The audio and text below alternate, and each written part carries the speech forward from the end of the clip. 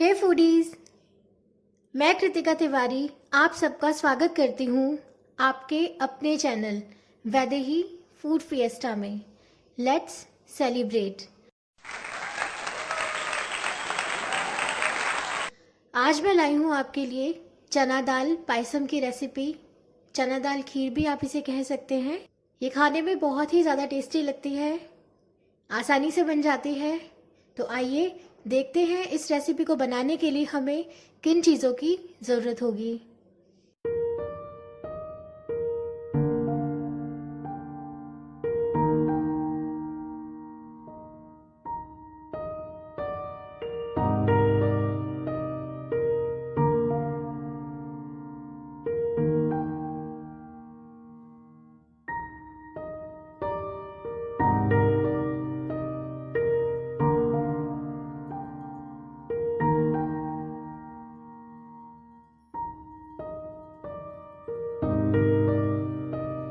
तो चना दाल पायसम बनाने के लिए हमें चाहिए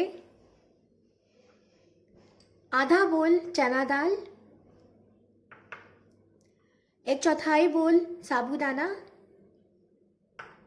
या सागो, 1/4 चम्मच इलायची पाउडर, 1 कटोरी गुड़। गुड़ अपने टेस्ट के अकॉर्डिंग आप कम या ज़्यादा भी कर सकते हैं। 2 चम्मच घी, 3 चम्मच नारियल का पाउडर, आधा कटोरी दूध,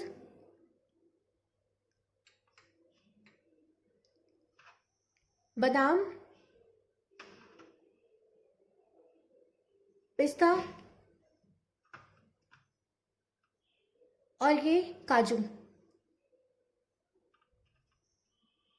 सारे इंग्रेडिएंट्स आपने देख ही लिए हैं। रेसिपी शुरू करते हैं अब। उससे पहले मेरी एक रिक्वेस्ट है आपसे कि अगर आपने चैनल अभी तक सब्सक्राइब नहीं किया है तो आप प्लीज़ चैनल को सब्सक्राइब कर दीजिए और साथ ही बेल आइकन को भी आप प्रेस कीजिए, जिससे मेरी अगली रेसिपी की नोटिफिकेशन आपके पास जल्द से जल्द पहुंच जाए। तो चलिए शुरू करते हैं हमारी आज की रेसिपी। तो जो मैंने आधा बोल चना दाल ली थी उसे मैंने अच्छे से धो के आधा घंटा पानी में भिगो दिया था। तो ये भिगोने के बाद की चना दाल है। और जो मैंने 1/4 बोल साबूदाना लिया था उसे भी मैंने अच्छे से धो के आधा घंटा के लिए पानी में भिगो कर रख दिया था। तो ये भीगे हुए साबूदाना है। कुकिंग प्रोसेस शुरू करने से पहले हमें एक छोटा सा काम करना है, और वो है कि जो कोकोनट पाउडर हमने लिया है इसे हमें पीसना है। तो इसे मैं एक जार में डाल देती हूँ। ये डालने के बाद में आधा कटोरी दूध भी इसमें डाल देंगे और बस अब इसका अच्छे से पेस्ट बना लेना है। तो मैं इसे पीस लेती हूँ। तो ये मैंने पीस लिया है और ये पेस्ट एक बोल में निकाल लिया है। तो अब इसे साइड में रखते हैं और अपना कुकिंग प्रोसेस शुरू करते हैं। मैंने एक कुकर लिया है। कुकर को मैंने लो फ्लेम पर रख दिया है। कुकर गर्म हो रहा है। जब ये गर्म हो जाएगा उसके बाद में 1 चम्मच घी डालना है। घी हमने 1 कटोरी में 2 चम्मच लिया था, उसमें से अभी 1 चम्मच घी डालना है। कुकर गर्म हो गया है। अब मैं इसमें 1 चम्मच घी डाल देती हूँ।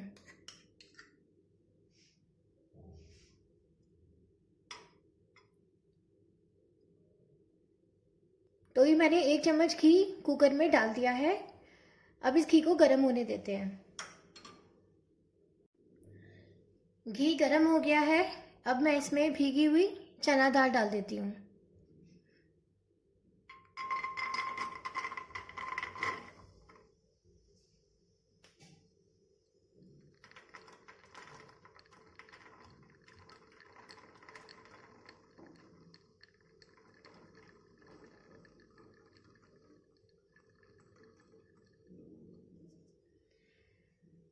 तो कुकर में सारी दाल डालने के बाद में हमें इसे अच्छे से भूनना है।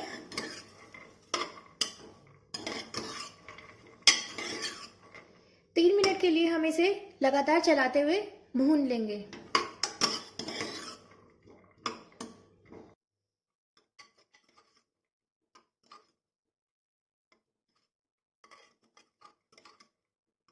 दाल भूनते हुए मुझे 3 मिनट हो गए हैं। मैंने इसे लो फ्लेम पर ही भूना है। और अब हम इसमें डालेंगे 2 बोल पानी।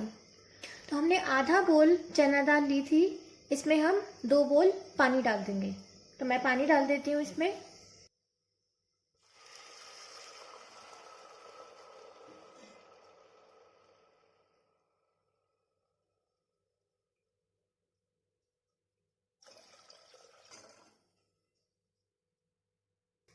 पानी डालने के बाद में दाल को अच्छे से मिक्स कर लेंगे एक बार। साइड में जो दाल लगी हुई होगी उसे भी छुड़ा लें।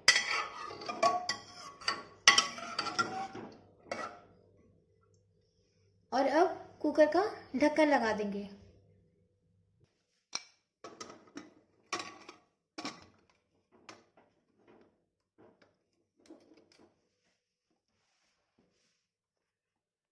कुकर का ढक्कन लगा दिया है मैंने और हाई फ्लेम पर इसे 6 सीटी आने तक हमें पकाना है। जब 6 सीटी आ जाएगी तब हम गैस को ऑफ कर देंगे। कुकर में 6 सीटियां आ गई थी। कुकर को मैंने अभी साइड में रखा है ताकि उसका प्रेशर निकल जाए और वो ठंडा हो जाए। तो जब तक कुकर का प्रेशर निकलता है और ठंडा होता है तब तक हम आगे का काम करते हैं। तो मैंने लिया है एक भगोना, इसमें मैं डालूंगी भीगे हुए साबूदाना। तो मैं डाल देती हूँ इन्हें।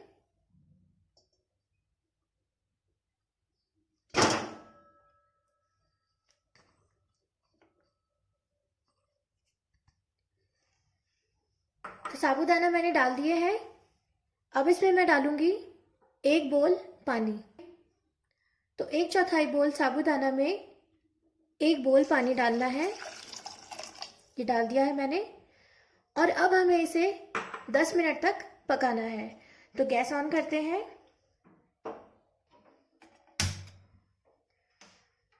गैस मैंने ऑन कर दी है, फ्लेम मैंने लो रखा है।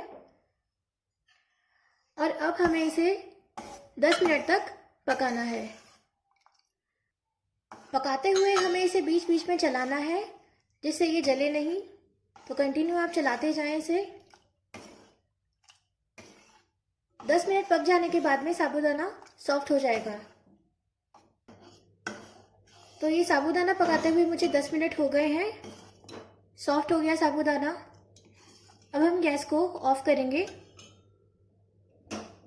तो गैस मैंने ऑफ कर दी है। कुकर का प्रेशर भी निकल गया है, ठंडा हो गया है ये। अब हम इसे खोलकर चेक कर लेते हैं।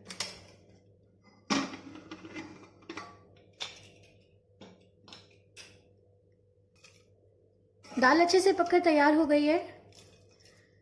अब हम इस दाल को भगोने में डाल देंगे। दाल जब तक मैं भगोने में डालूंगी तब तक मैंने गैस को ऑफ रखा है। तो मैं ये दाल भगोने में डाल देती हूँ।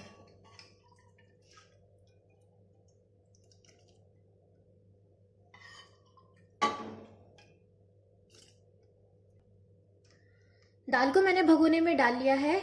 अब इसे मिक्स कर लेंगे।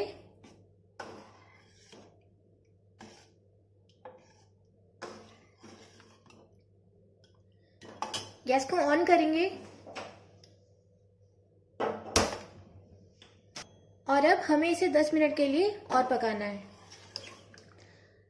तो पकाने के लिए आप कंटिन्यू इसको चलाते रहें।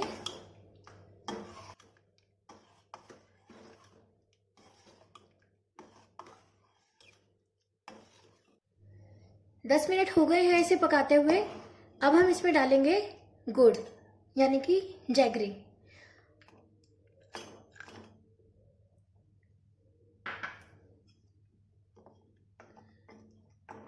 इसे अच्छे से मिक्स कर लेते हैं। गुड़ के घुल जाने तक हमें इसे चलाना है।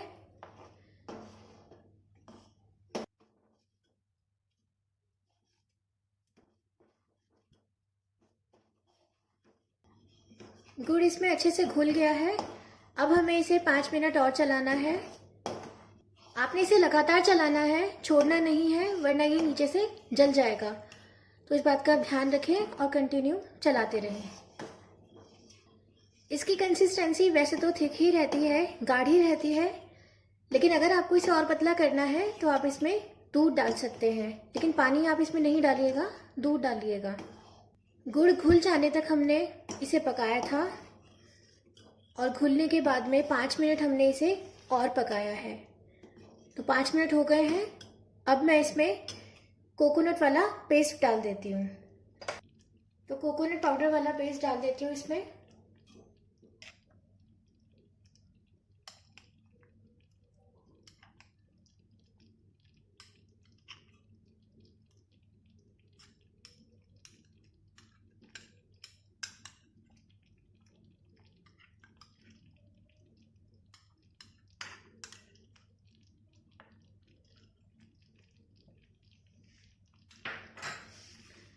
ये पेस्ट डालने के बाद में भी आप इसे चलाएं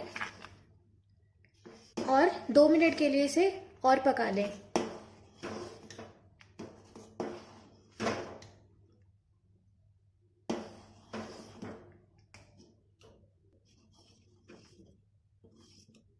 मुझे इसे चलाते हुए 2 मिनट हो गए हैं। खीर तैयार है। अब हम इसमें डालेंगे इलायची पाउडर। तो इलायची पाउडर डाल दिया है मैंने। गैस को ऑफ करेंगे और इसे मिक्स कर लेंगे।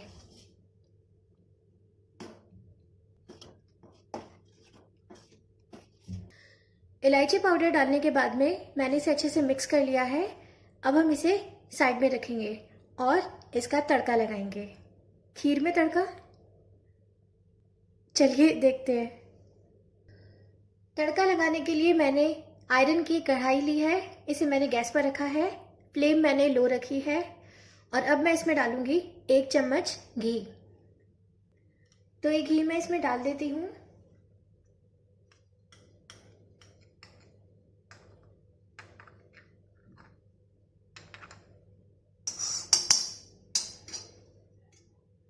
घी अच्छे से गर्म होने देते हैं। घी अच्छे से गर्म हो गया है। अब मैं इसमें डालूंगी मिक्स ड्राई फ्रूट्स। तो मिक्स ड्राई फ्रूट्स में मैंने लिया है थोड़े से कटे हुए बादाम, थोड़े से कटे हुए काजू और थोड़ा सा कटा हुआ सूखा नारियल। तो मैं इसे इसमें डाल देती हूँ। ड्राई फ्रूट्स डालने के बाद में हमें इसे रोस्ट करना है।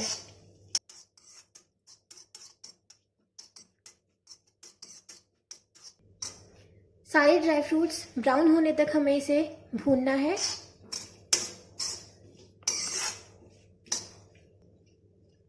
ड्राई फ्रूट्स अच्छे से भून गए हैं, ब्राउन हो गए हैं। अब हम गैस को ऑफ कर देंगे। गैस मैंने ऑफ कर दी है। अब हम खीर को सर्व करते हैं। मैंने लिया है एक सर्विंग पॉट। तो चलिए खीर को इसमें डालते हैं।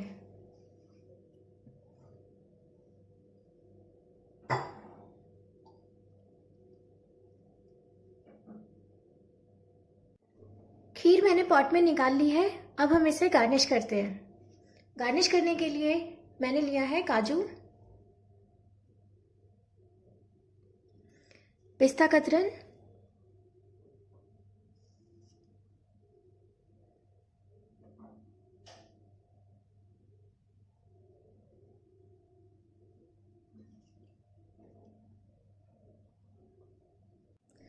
थोड़ी सी बादाम की कतरन,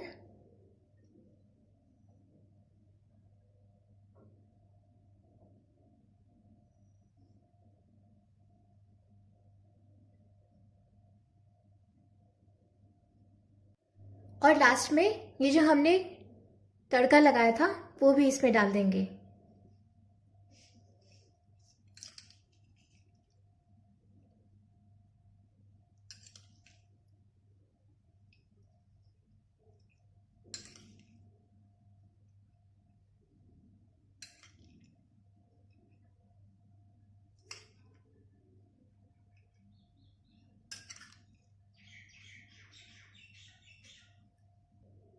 लीजिए फ्रेंड्स, चना दाल पायसम बनकर बिल्कुल तैयार है। आप इसे गर्म भी खा सकते हैं और ठंडा भी खा सकते हैं, लेकिन अगर आप इसे ठंडा करके फ्रिज में रखेंगे और एक दिन बाद इसे खाएंगे तो आपको ये और भी ज़्यादा टेस्टी लगेगी, क्योंकि दाल और साबूदाना में गुड़ का और बाकी सारे ड्राई फ्रूट्स का फ्लेवर भी एब्जॉर्ब हो जाएगा। तो आप इसे जैसे भी चाहें खा सकते हैं, चाहे ठंडा चाहे गर्म। बनाइएगा ज़रूर और बताइएगा कि कैसा बना है। मुझे यकीन है कि आपको ये रेसिपी ज़रूर पसंद आएगी। आप इसे ज़रूर ट्राई कीजिए और कमेंट में बताइए कि आपको कैसी लगी। तो विदा लेती हूँ आप सभी से। अच्छा खाइए, खिलाइए और खुश रहिए। चैनल अगर आपने अभी तक सब्सक्राइब नहीं किया है तो प्लीज़ कर दीजिए। बेल आइकन को भी प्रेस करना ना भूलें, जिससे आपको मेरी आने वाली बाकी रेसिपीज़ की नोटिफिकेशंस भी टाइम टू टाइम मिल जाएं। ठीक है फ्रेंड्स, थैंक्स फॉर वॉचिंग।